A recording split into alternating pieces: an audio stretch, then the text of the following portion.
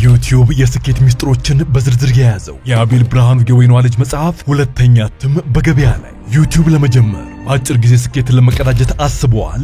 ዩቲዩብ ብጀምር ስንት ብር አገኘሁም ብሎ አስበዋል? እንግዲያውስ በዩቲዩብ 2 የወርቅ 3 የብር ሽልማቶችን ያገኘው የአቤል ብርሃኑ የወይኗ ልጅ የዩቲዩብ ሚስጥሮች መጽሐፍ በዝርዝር ሁሉንም ያብራራሉታል። ዛሬውኑ ገዝተው ህልሞን እውን የሚያደርጉበትን የዩቲዩብ የስኬት መንገድ ይጀምሩ። በሀገር ቤት አከፋፋይ አዲስ አበባ ሜክሲኮ ኮሜርስ መጽሐፍት መደብ።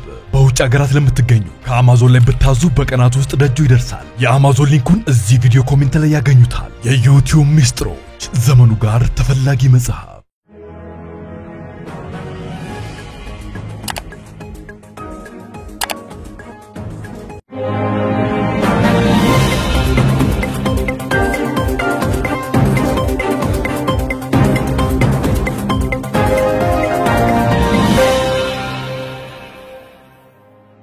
ተናስተልን ክብራትና ክብራን የዩቲዩብ ቻናል ቤተሰቦች የሰዓቱን አጫጭር መረጃዎች ይዤ ቀርብ ያለው እስከ ፍጻሜ አብራችሁኝ ቆዩ። ክብራና አድማጮች የመጀመሪያው መረጃ ወደ ሩሲያና ዩክሬን ተጠባቂው ሐሙስ እንዴት አለፈ?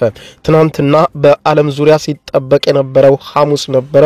ምክንያቱም ፕሬዝዳንት ፑቲንና ዘለንስኪ ፊት ለፊት በቱርክ አንካራ ይገናኛሉ ተብሎ ተጠብቆ ነበር። ለመሆኑ በስተመጨረሻ ምን ተከሰተ? የማስደምጣችሁ መረጃ ይኖራል። በሌላ በኩል ደግሞ ክብራን አድማጮች እንዲሁም በጋዛ አሳዛኙ ዜና አሁንም እንደቀጠለ ነው። እስራኤል ምሽቱን ከባድ የተባለ ጥቃት ፈጽማለች። ከ60 በላይ በርካታ ሰዎች መሞታቸውም ተነግሯል። ይህንን በተመለከተ የምታደምጡት መረጃ ይኖራል። እስከ ፍጻሜው አብረን እንከታተለው። ከ3 ዓመታት ደም አፋሳሽ ጦርነት በኋላ በሩሲያና ዩክሬን መካከል በቱርክ ቀጥተኛ ውይይት ሊካሄድ መታቀዱ የተሰማው ባሳለፍነው ሳምንት ነበር። ብዙዎችም ከፍተኛ ተስፋ ጭረው ይህንን የበርካታ ሀገራትን ኢኮኖሚ ያደቀቀው የሩሲያና ዩክሬን ጦርነት መቋጫ ሊያገኝ ነው በሚል በከፍተኛ ተስፋ የትናንትናውን ሐሙስ ሲጠብቁት ቆይተው ነበር። ለቁጥር የሚያታክቱ ጋዜጠኞች ወደ አካባቢው የተመሙ ቢሆንም ቱርክ ግን እንደተባለው መድረኩን ሳታዘጋጅ ቀረች። የሩሲያው ፕሬዝዳንት ቭላድሚር ፑቲን ተጠብቀው በመጨረሻም ስብሰባው ላይ እንደማይገኙ በይፋ ገልጸው ተወካዮቻቸውን መላካቸው ዩክሬንን አበሳጭቷል። የጀርመኑን መራሄ መንግስት ጨምሮ የተለያዩ የአውሮፓ ሀገራት ፑቲን በዚህ ስብሰባ የማይገኙ ከሆነ ከፍተኛ የሆነ እርምጃ ይወሰድባቸዋል፣ ይህ ጦርነት እንዲቀጥል አንፈቅድም በማለት ሲዝቱ ቆይተው ነበር። ፕሬዝዳንት ቭላድሚር ቭላድሚሮቪች ፑቲን እስኪ የምታመጡት ሊያው ያሉ ይመስላል። ከዚሁ ስብሰባ እንደማይገኙ ገልጸው ተወካዮቻቸውን ግን መላካቸው ተነግሯል። ከዚህ ጋር በተገናኘ ከሩሲያ የሚወጡት መረጃዎች እንግዳ ናቸው። በተለይም በቱርክ ውስጥ አውሮፓውያኑ አቅደው የነበሩት ሴራ ነበረ በሚል እየተነገረ ነው። ይሄውም ፕሬዝዳንት ቭላድሚር ቭላድሚሮቪች ፑቲንን በቱርክ ውስጥ የማዋረድ እንቅስቃሴ ለማድረግ አሲረው ነበር ይላል የዚሁ የሩሲያ ቤተመንግስት የደህንነት መረጃ። ከ3 ዓመታት በላይ ከዘለቀው ጦርነት በኋላ በቱርክ ኢስታንቡል ድርድር ለማድረግ በተያዘው እቅድ የሩሲያው ፕሬዝዳንት ቭላድሚር ፑቲን አልመጣም ማለታቸው ሲገለጽ፣ ከዚህ ቀደም የዩክሬኑ ፕሬዝዳንት ቭላድሚር ዜሌንስኪ ፑቲን ካልመጣ እኔም ወደ ኢስታንቡል አልመጣም ብለው የነበረ ቢሆንም ፑቲን ግን አለመምጣታቸውን ያሳወቁት ዘግየት ብሎ የነበረ ሲሆን የዩክሬኑ ፕሬዝዳንት ቮልዲሚር ዜሌንስኪ ፑቲን እንደሚመጣ ገምተው አስቀድመው ነበር በዚያው በቱርክ ኢስታንቡል የገቡት። ዜሌንስኪ ኢስታንቡል ገብተው ከኤርዶጋን ጋር በአንካራ መገናኘታቸው ሲገለጽ፣ የአሜሪካው ውጭ ጉዳይ ሚኒስትር ማርክ ሩቢዮ በቱርክ አንታሊያ ከሰሜን አትላንቲክ የጦር ቃል ኪዳን ድርጅት ኔቶ ኃላፊ ማርክ ሩቴና ከሌሎችም ከፍተኛ ባለስልጣናት ጋር መወያየታቸው ሲገለጽ፣ ወደ ቱርክ ያቀኑት ዜሌንስኪ በቱርክ በሚደረገው ጉባኤ ከሩሲያ ማን እንደሚወከል እየጠበቅኩ ነው በማለት ትናንትና ረፋዱን አሳውቀው ነበር። በቱርክ ኢስታንቡል የትኞቹ የሩሲያ ባለስልጣናት እንደሚመጡ ካየው በኋላ እኔም ዩክሬን ምን ማድረግ እንዳለባት ወስናለሁ ብለው ተናግረው ነበር። እኔ ወደ ቱርክ ባልሄድ ለምን ፑቲን ቀረ ሲሉ በሩሲያው ፕሬዝዳንት አለመገኘት የተቆጡት የአሜሪካው ፕሬዝዳንት ዶናልድ ትራምፕ በበኩላቸው ወደ ቱርክ ለመሄድ እቅድ ነበረኝ፣ ነገር ግን ፑቲን እንደማይመጣ እገምት ነበር፣ እንደገመትኩትም ፑቲን ቀረ፣ ለምን እንደቀረ አላውቅም ብለዋል።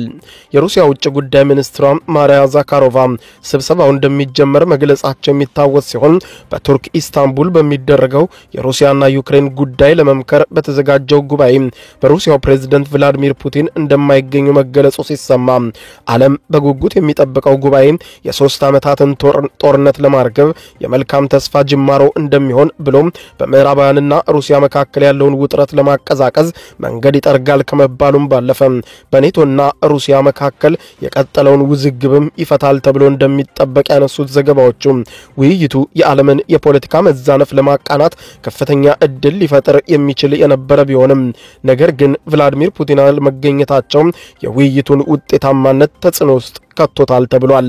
የዩክሬኑ ፕሬዝዳንት ቭላዲሚር ዜሌንስኪ ቱርክ አንካራ ከገቡ በኋላ ለሩሲያው ፕሬዝዳንት ቭላዲሚር ፑቲን ባስተላለፉት መልእክት ይሄውና ፑቲን እኔ ቱርክ ገብቻለሁ እየጠበቅኩ ነው እና በኢስታንቡል እንገናኝ እንመካከር ያሉ ቢሆንም ፕሬዝዳንት ፑቲን ግን ምክንያታቸውን በዝርዝር ሳይገልጹ ለውይይቱ ወደ ቱርክ እንደማይገኙ ማስታወቃቸውን ያነሱት ዘገባዎቹ የሩሲያው ቀዩ ቤተ መንግስት የክሬምሊን ቃል አቀባይ ዲሚትሪ ፔስኮቭ በበኩላቸው ሁኔታውን እያየን በቀጣይ ስለሚሆነው ነገር እንወስናለን ሲሉ በስተመጨረሻም ግን ሩሲያን የሚወክሉ ልኡካንን ለመላክ የሀገሪቱን ታላላቅ ባለስልጣናት የሆኑት የውጭ ጉዳይ ሚኒስትር ሰርጌይ ላቭሮቭ እንዲሁም የመከላከያ ሚኒስትሩ አንድሪ ቤሌስኮቭ እንዲሁም የብሔራዊ ዘብ አዛዥ ቪክቶር ዞቶቭ ጀነራል ስታብ ቫለሪ ግራሞቪ እንዲሁም የፌዴራል ደህንነት አገልግሎት የበላይ ጠባቂ አሌክሳንደር ብሬስኮቭ በተገኙበት ምርጫ መካሄዱን ጠቅሰው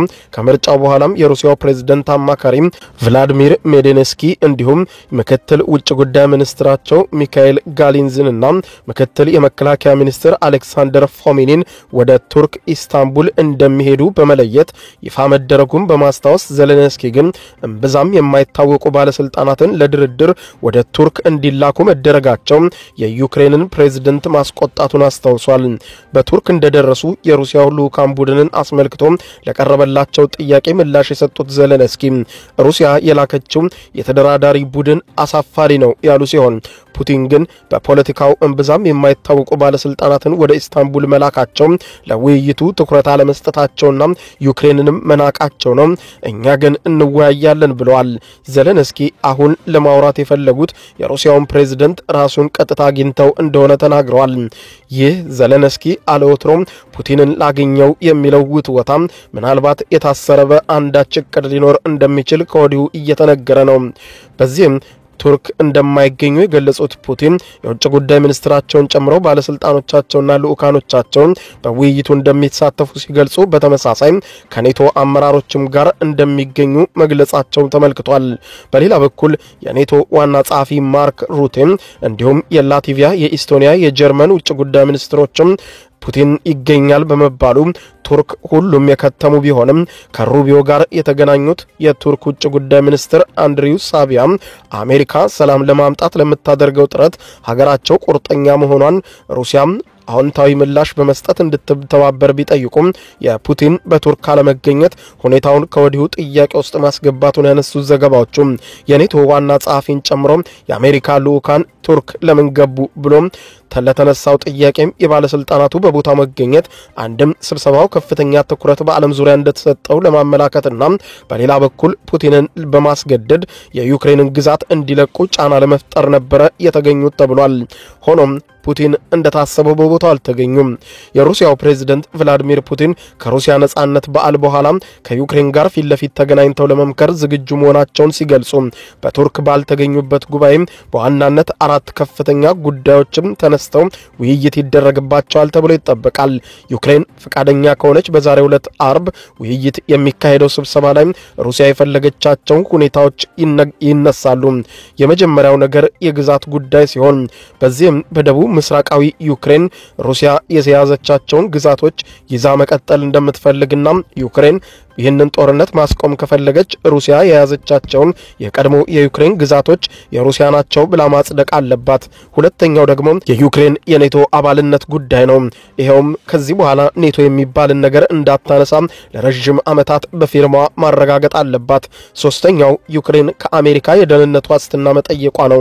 አራተኛው ጉዳይ ደግሞ የሁለቱ በሁለቱ ሀገራት መካከል የሚደረገው የተኩስ አቁም እንደሚሆን ሲገለጽ ከዚህ ባለፈ ሩሲያ አውሮፓን ለሞስኮ የጦር መሳሪያ እንዲያቀርቡ ያስቀመጠችው ቅድመ ሁኔታ መኖሩን በማንሳት ምንም እንኳን በዩክሬን በኩል በድርድሩ ላይ የሚሳተፉት ልኡካን በይፋ ባይገለጹም የዩክሬኑ ፕሬዝዳንት ቮሎዲሚር ዜሌንስኪ ልኡኩን የሚመሩ መሆናቸውን ተከትሎ በሩሲያው በኩል ዜሌንስኪ ተሸናፊው ድጋፍ አልባው ቀልደኛ የሚል ከፍተኛ ትችት ሲሰነዘርባቸው እንደነበረ ተመልክቷል።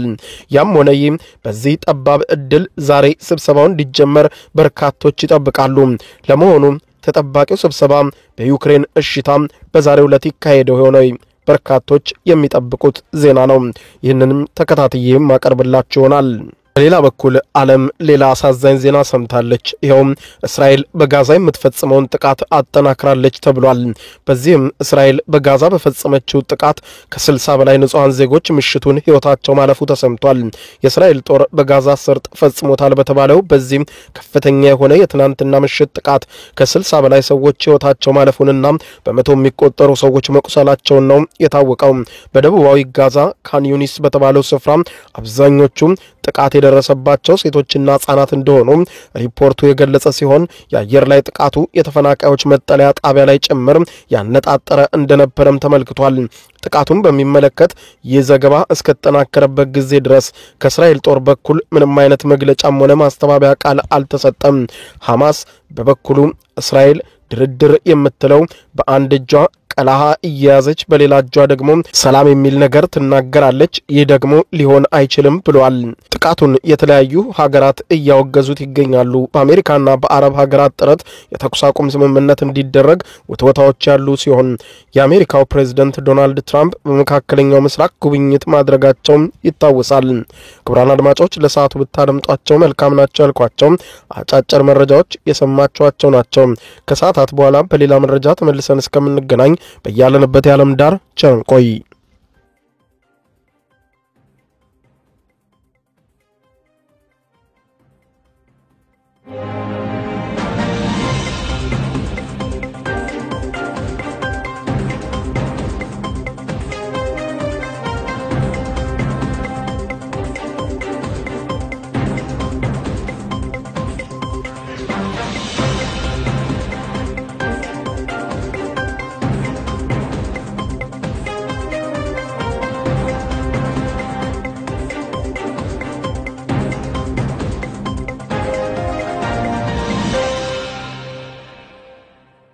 የዩቲዩብ የስኬት ሚስጥሮችን በዝርዝር የያዘው የአቤል ብርሃኑ የወይኗ ልጅ አዲስ መጽሐፍ በገበያ ላይ ዋለ። ዩቲዩብ ለመጀመር በአጭር ጊዜ ስኬትን ለመቀዳጀት አስበዋል? ዩቲዩብ ጀምረው ሚስጥሮቹ አልገባ ብለውታል? እንግዲያውስ አዲሱ በዩቲዩብ 2 የወርቅ 3 የብር ሽልማቶችን ያገኘው የአቤል ብርሃኑ የወይኗ ልጅ የዩቲዩብ ሚስጥሮች መጽሐፍ በዝርዝር ሁሉንም ያብራራሉታል። ዛሬውኑ ገዝተው ህልሞን የሚያደርጉበትን የዩቲዩብ የስኬት መንገድ ይጀምሩ። በውጭ ሀገራት ለምትገኙ ከአማዞን ላይ ብታዙ በቀናት ውስጥ ደጁ ይደርሳል። የአማዞን ሊንኩን እዚህ ቪዲዮ ኮሜንት ላይ ያገኙታል። በሀገር ውስጥ ለምትገኙ በ0949 13 0000 ቴሌግራም ላይ ይዘዙ። ካሉበት ቦታ እናደርሳለን። የዩቲዩብ ሚስጥሮች ዘመኑ ጋር ተፈላጊ መጽሐፍ